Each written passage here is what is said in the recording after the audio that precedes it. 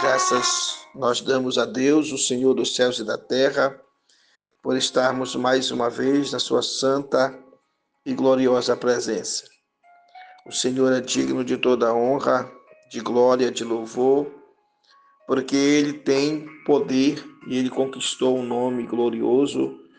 Ele fez todas as coisas, mas mesmo assim conquistou o nosso coração e a nossa vida através da sua bondade, compaixão, fidelidade e graça. Então nós temos que agradecer a Deus, porque Ele nos deu essa oportunidade de fé e de viver a esperança. Grande é o Senhor, poderoso é o Senhor. Muito bem, hoje, dia 15 de outubro, estamos no meio do mês e graças a Deus estamos passando para mais um livro do Novo Testamento. Como Jesus Cristo é mencionado em cada livro, é o nosso tema do mês. E o nosso subtema diz assim: o Evangelho de Lucas apresenta Jesus como Filho de Deus, mas volta sua atenção especialmente para a sua humanidade, com sua compaixão para com os fracos, os aflitos, os marginalizados. O evangelista divide seu evangelho em 3 fases. A primeira termina com João Batista, a segunda consiste no ministério terrestre de Jesus, a terceira é a vida da igreja após a sua ressurreição. Bendito seja o nome do Senhor. Esta é a visão geral que nós vamos dar hoje, aprendendo um pouco sobre a visão que Deus deu a Lucas. Lucas, que a priori não andou com Jesus no seu ministério. Nosso versículo de ouro diz assim: porque o Filho do Homem veio buscar e salvar o que havia perdido. Lucas, capítulo 19, verso 10. A priori parece que a gente está falando exclusivamente da nação israelita, porque a nação se perdeu, foi escolhida, foi chamada, foi santificada, foi separada, foi protegida, foi abençoada, viveu os seus melhores sinais, as maiores maravilhas de Deus foram feitas justamente em Israel, na vida dos israelitas, mas parece que eles não aprenderam, né? Mas a verdade é que não é só Israel que está perdida, é a humanidade que está perdida. A Bíblia diz: todos pecaram e destituídos foram da glória de Deus.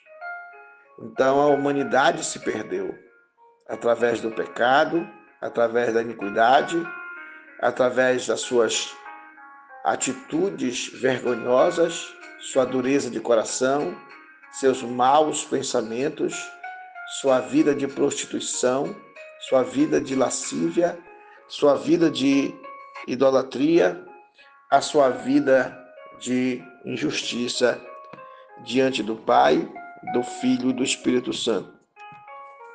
A nossa verdade inquestionável fala de frases do valor da fé. Não tenham medo, vocês valem mais do que muitos pardais. Lucas 12, 7. Veja que Deus está, o Filho de Deus está dizendo às pessoas: não tenham medo. O maior princípio de Deus, no sentido, é fazer os homens entenderem que, tendo o seu espírito, estarão encorajados para vencer as suas barreiras, para vencer as suas tristezas, para vencer as suas batalhas. Então, qualquer sentido da vida precisa de pessoas corajosas, que sejam capacitadas para o enfrentamento. e não para olhar para trás. Também porque para Deus nada é impossível. Lucas 1,37. Aí se fala a respeito da questão, quando através de Maria, Maria que aceitou o chamado para ser a mãe do nosso Salvador, mas que também Deus, o anjo, fala para ela a respeito da sua irmã Isabel, ou da sua prima Isabel, que mesmo sendo estéril, ela teve a chance de gerar um filho que é justamente aquele prometido através de Isaías, e também proclamado por Malaquias, né?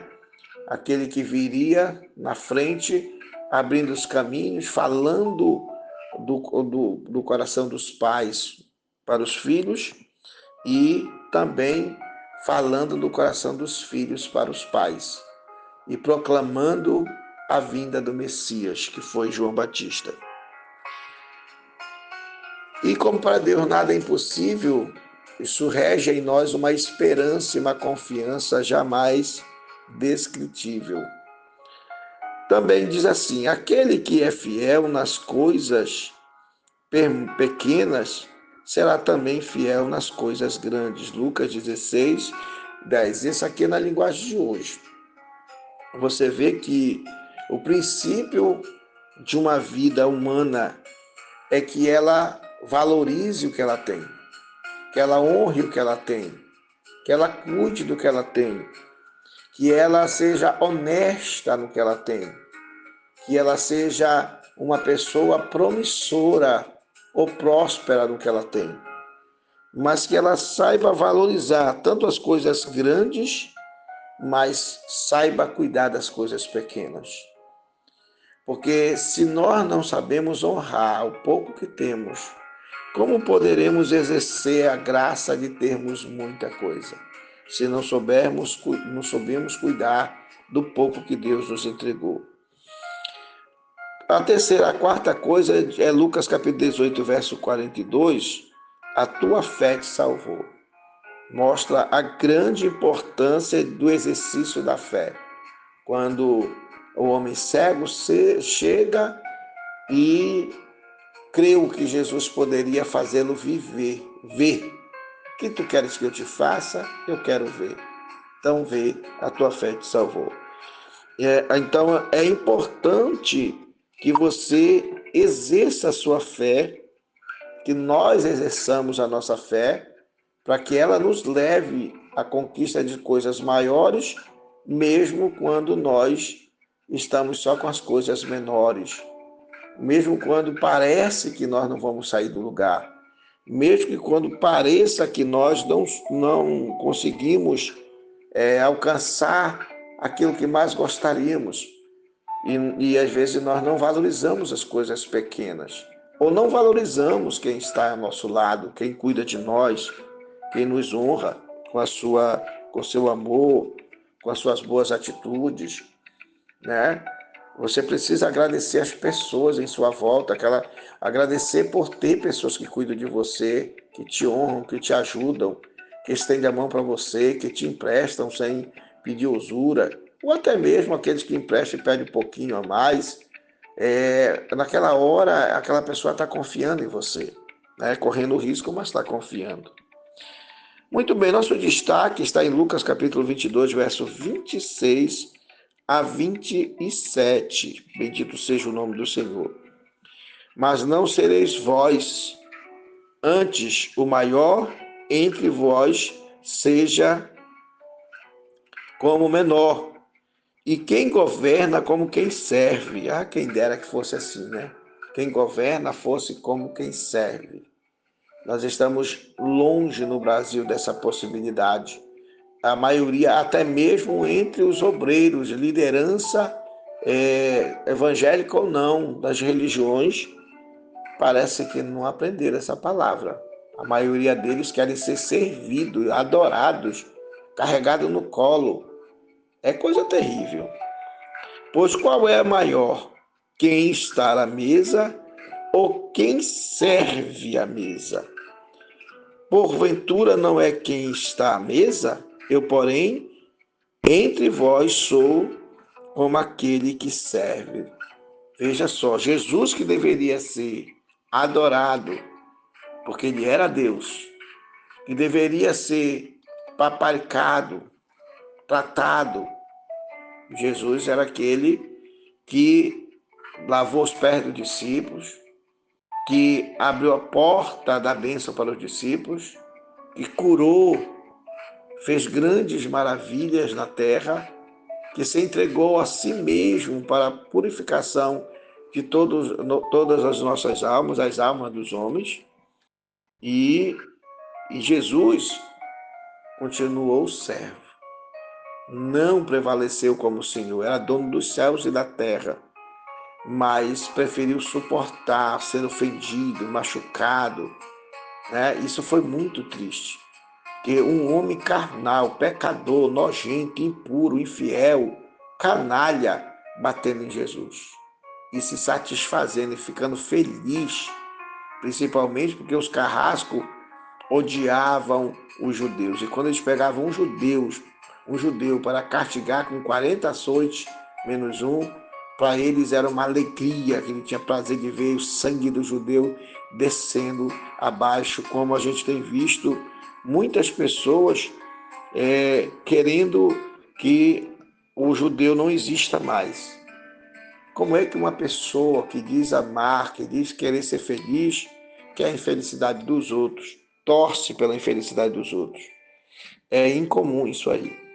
A nossa leitura bíblica está também no livro de Lucas, que é o capítulo 1, versículo 1 a 4, 26 a 38 e 46 a 47, que diz assim: E tendo, pois, muitos empreendido por em ordem a narração dos fatos que entre nós se cumpriram, segundo nos transmitiram os mesmos que os presenciaram desde o princípio e foram ministros da palavra, pareceu-me também a mim conveniente descrevê-los a ti, ó excelentíssimo Teófilo, por sua ordem, havendo-me já informado minuciosamente de tudo desde o princípio, para que conheças a certeza das coisas de que já estás informado.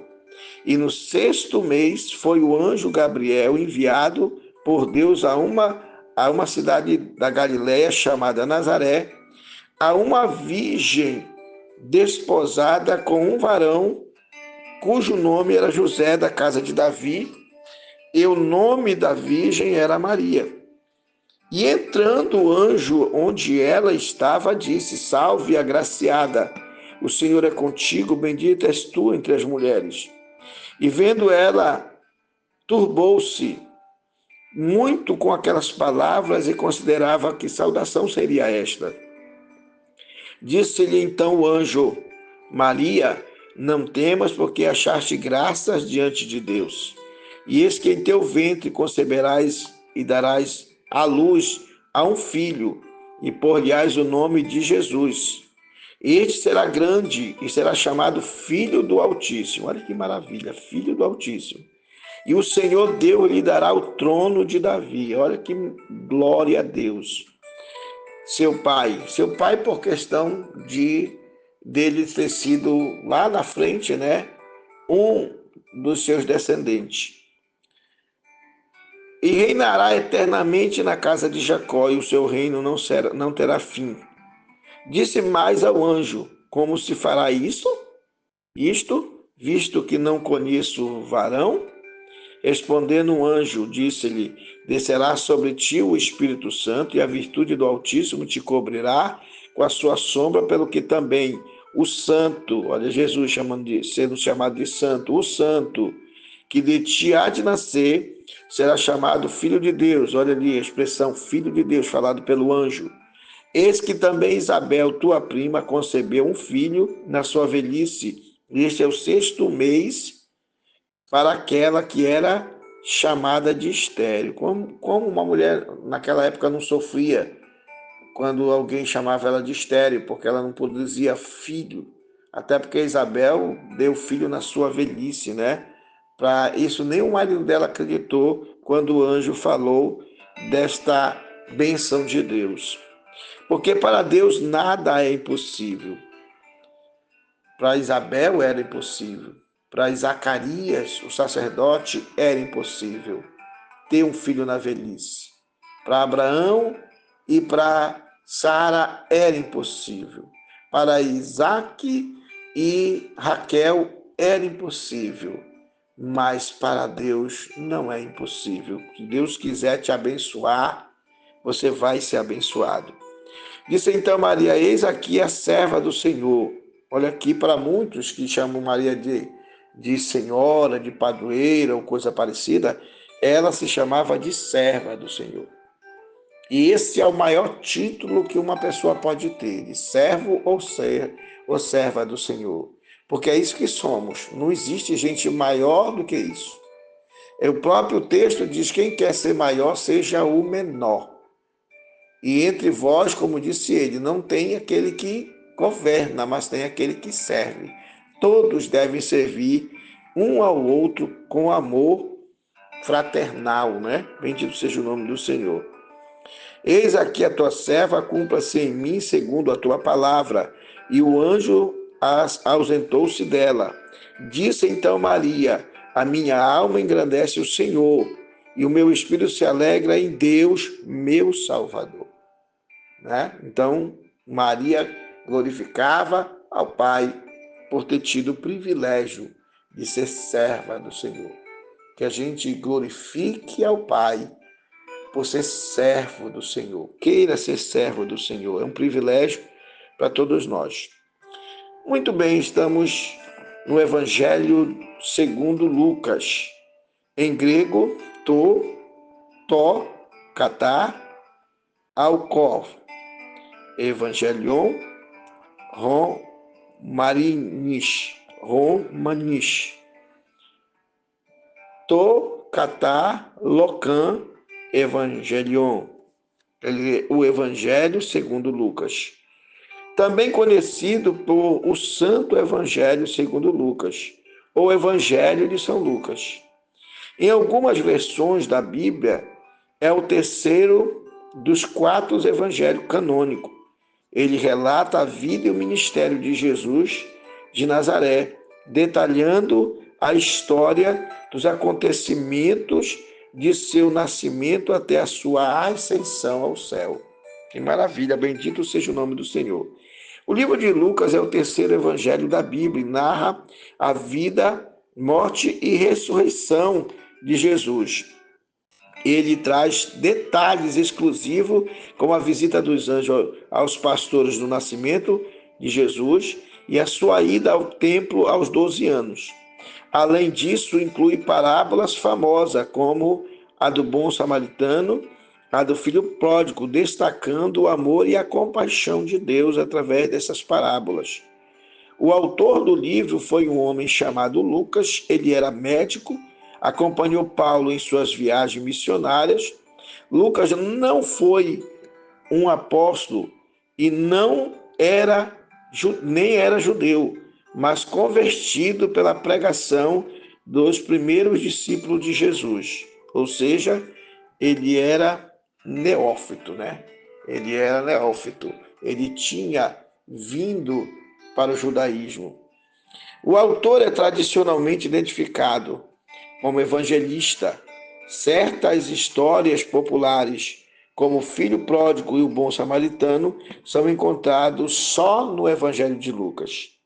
Quem foi Lucas, o autor do terceiro evangelho? Lucas foi médico, historiador e servo dedicado. Autor do Evangelho de Lucas e do livro de Atos dos Apóstolos, chamado por Paulo de o médico amado em Colossenses 4,14, dizendo assim: saúda-vos, Lucas, o médico amado, bendito seja o nome do Senhor. Ele acompanhou o apóstolo em diversas viagens missionárias e registrou com detalhes a vida de Jesus e o início da igreja cristã. Embora não tenha conhecido Jesus pessoalmente, Lucas investigou com zelo os relatos das testemunhas oculares e organizou tudo com clareza e precisão. Lucas capítulo 1, verso 1 a 4. Provavelmente era gentil e se converteu ao cristianismo, colocando seus dons e serviço de Deus a Deus com humildade e amor. Seus escritos mostram a compaixão de Jesus pelos pobres, doentes e excluídos, revelando que a salvação é para todos. Lucas viveu sua fé com fidelidade, foi um grande amigo e companheiro de Paulo e morreu na Grécia com cerca de 84 anos. Seu legado permanece até hoje como exemplo de dedicação, serviço e compromisso com a verdade do Evangelho. A obra tem uma ênfase especial sobre a oração, a atividade do Espírito Santo, a alegria, o cuidado de Deus para com os pobres e as crianças. Bendito seja o nome do nosso Deus. E também as mulheres. Bendito seja Deus. Lucas escreveu sobre a história de Jesus para um homem chamado Teófilo. Ele procurou testemunhas oculares, investigou cuidadosamente toda a informação sobre os acontecimentos para criar uma biografia organizada e fiel, que confirmasse o que Teófilo havia aprendido. Lucas apresentou Jesus como Filho de Deus, mas volta sua atenção especialmente para a sua humanidade, com sua compaixão para com os fracos e aflitos e marginalizados. De acordo com o prefácio do livro, o próprio Lucas é relatado no início do cristianismo, enquanto procura o significado teológico da história. O evangelista divide seu evangelho em 3 fases. A primeira termina com João Batista, a segunda consiste no ministério terrestre de Jesus Cristo, e a terceira é a vida da igreja após a ressurreição, comunicando no Atos dos Apóstolos. O livro contém 24 capítulos, 24 parábolas, 21 milagres. O autor retrata o cristianismo como divino, respeitável, cumpridor da lei e internacional. Por quê? Porque Jesus, ele não foi só conhecido em Jerusalém. A Bíblia diz que de todas as partes vinham pessoas para serem curadas e traziam seus enfermos nas camas. Naquela época não era chamado de cama, né? Era uma espécie de uma rede que as pessoas carregavam, ou uma espécie de um esquife, né? Que era considerado a cama, o leito, né? Pois é, então Lucas fez isso falando de Jesus. Aqui a compaixão de Jesus estende-se a todos os que estão necessitados. As mulheres são importantes entre os seus seguidores.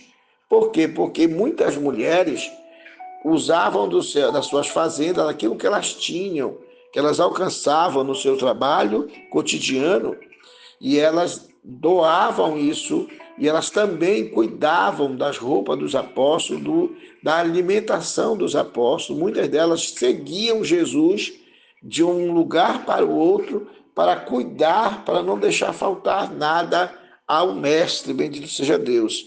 Ainda que o desconforto era muito grande, porque Jesus não tinha paradeiro, passava dias e dias caminhando e dormindo ao relento. Só Deus mesmo. Quantas chuvas não tiveram que passar, quantas noites mal dormidas, quantas madrugadas. Aliás, Jesus, ele passava, segundo o que a gente vê em vários relatos, Jesus passava noites orando, clamando, conversando com o Pai. Então, são importantes entre os seus seguidores as mulheres. Os samaritanos, que eram desprezados, são elogiados, e os gentios são prometidos a oportunidade de aceitar o evangelho. Ou seja, Lucas aponta um Jesus que não veio só para os judeus, ele veio para todos, não importa a nacionalidade, não importa a cor, não importa o status, não importa a situação financeira ou econômica, ele veio para todos, mas nem todos vão alcançar o reino de Deus por causa de suas escolhas. Bendito seja Deus. Enquanto o Evangelho é escrito como uma história, muitos dos fatos retratados nele são baseados em tradições orais e anteriores aos 4 evangelhos canônicos, porque ele fez uma análise, né? Ele vai buscar todos os fatos que aconteceram durante esse período que José e Maria tiveram que tratar com o menino. Tanto é que ele teve que ir lá e ver a genealogia até chegar em Jesus, coisa que só Mateus fez, ele também fez. Bendito seja o nome do Senhor.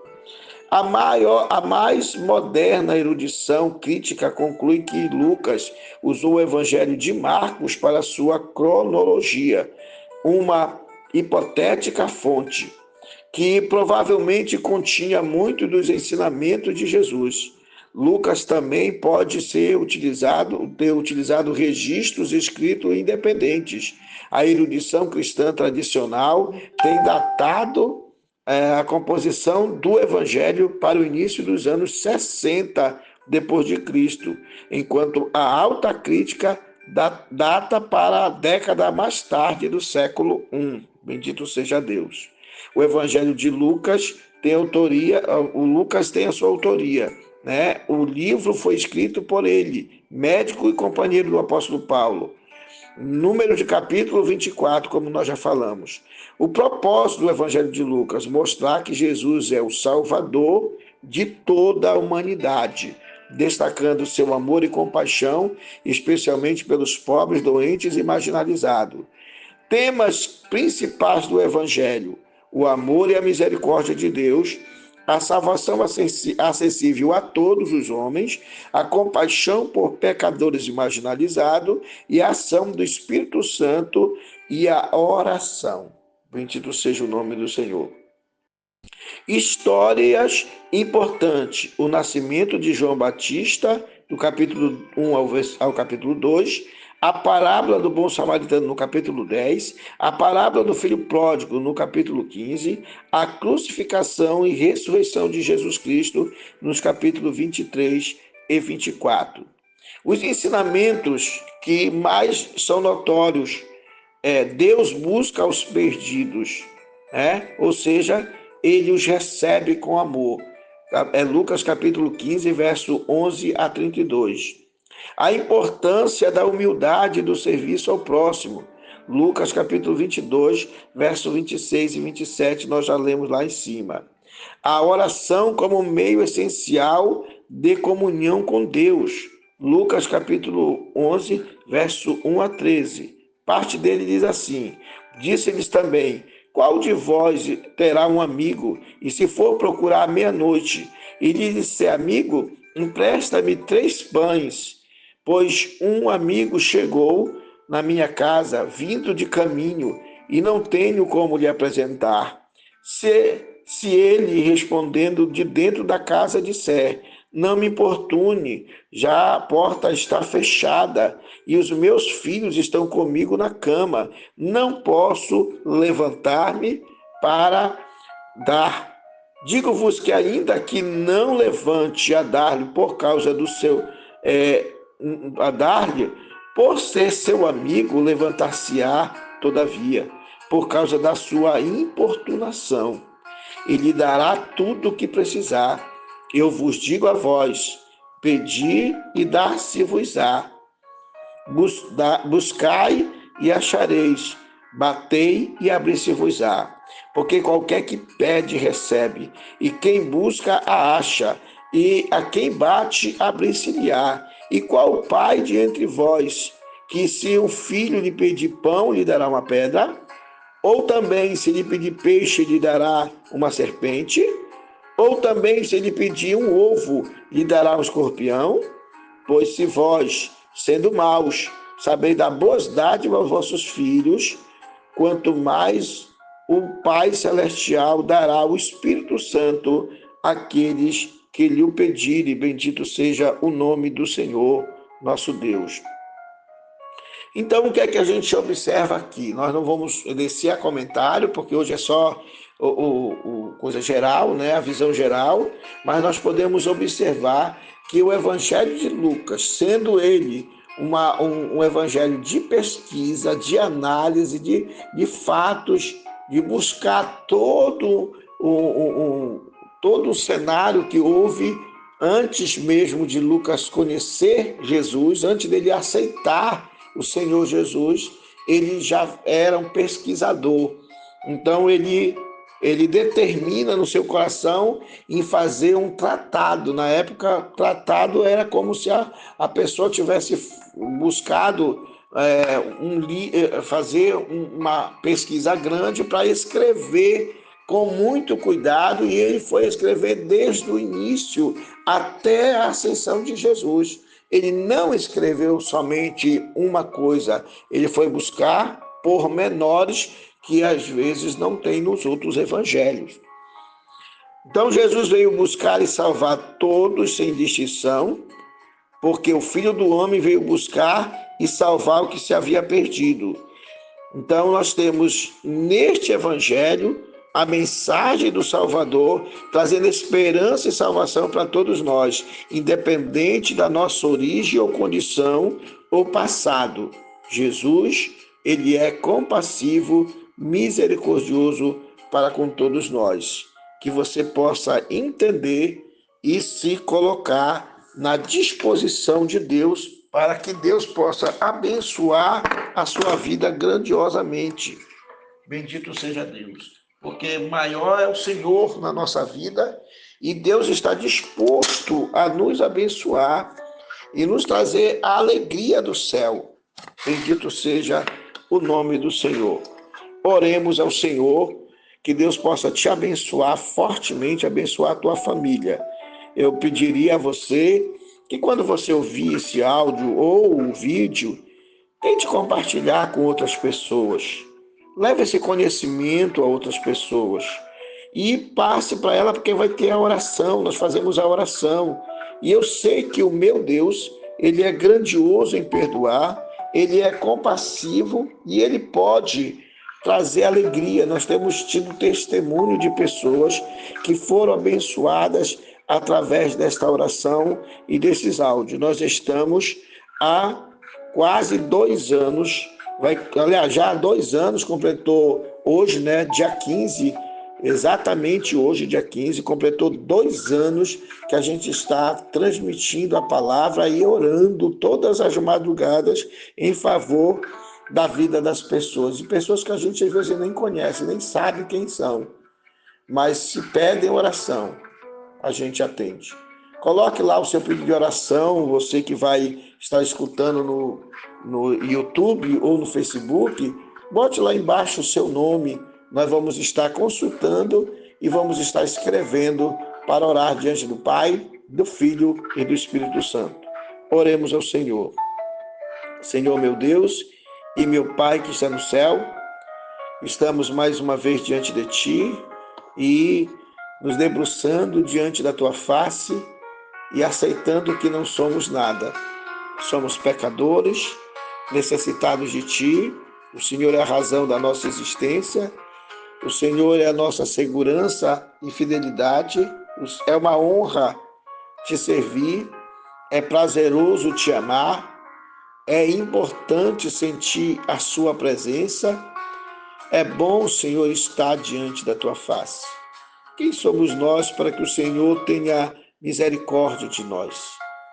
Quem somos nós, como pecadores, para que o Senhor nos visite e perdoe os nossos pecados, nos purificando e ainda nos dando a oportunidade da Sua presença? Não somos nada, mas pedimos a Ti, Senhor, que receba a nossa gratidão, a nossa alegria, o nosso prazer de Te servir.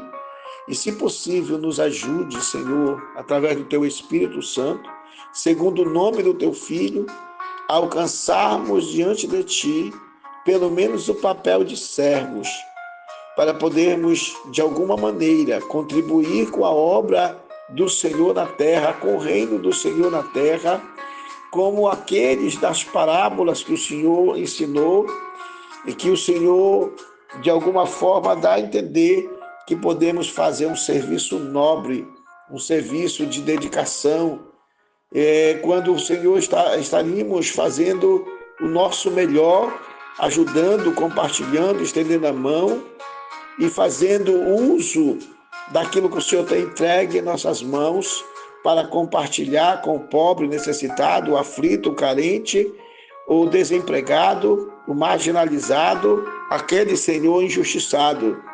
Que nós possamos, Senhor, ver o Teu nome glorificado na vida dessas pessoas.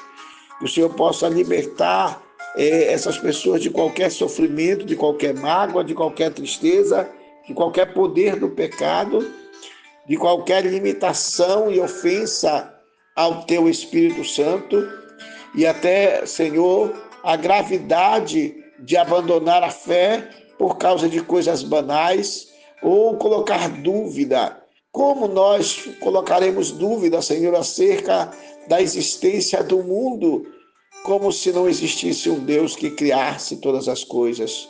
Porque o mundo não nasceu do nada, Senhor.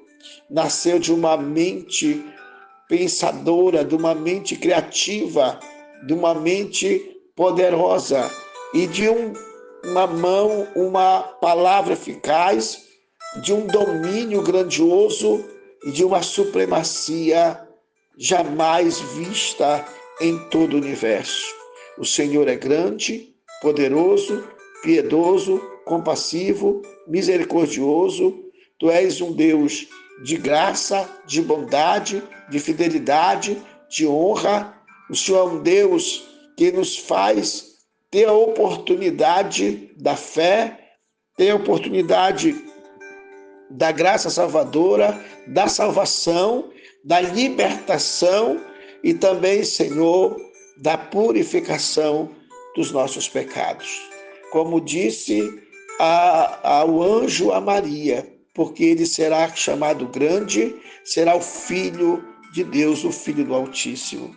Então, Jesus, ele é para nós o nosso Cordeiro Pascual, o nosso Cordeiro de Deus que tira o pecado do mundo, o nosso Salvador por excelência, o nosso guia, o nosso protetor, a nossa bandeira da vitória. Jesus é o nosso intercessor diante de ti. Jesus é o nosso mediador, como disse o apóstolo João, é o advogado junto do Pai. Então aqui estamos, Senhor, para te pedir. Socorre o pobre, o necessitado, o aflito, o carente, socorre meus amigos, socorre meus filhos, minhas filhas, meus irmãos, meus sobrinhos, meus primos, socorre meus vizinhos, socorre, Senhor, aquele que precisa, aquele que está carente, aquele que se converte, aquele que se humilha, aquele que te busca, aquele que se entrega diante de ti. Já temos te apresentado pessoalmente alguns nomes, Senhor, e todos os nomes da nossa lista de oração, te pedindo socorro, te pedindo livramento, te pedindo cura, te pedindo milagre, te pedindo até mesmo soluções financeiras para a vida de cada uma dessas pessoas, mas te pedindo, acima de tudo, que essas pessoas sejam libertas, sejam salvas, sejam, Senhor, perdoadas dos seus pecados e alcance, através da fé, na sua esperança, a benfeitude ou a solicitude que precisam para que eles possam viver de acordo com a tua bondade e a tua compaixão e misericórdia. Assim abençoa cada um.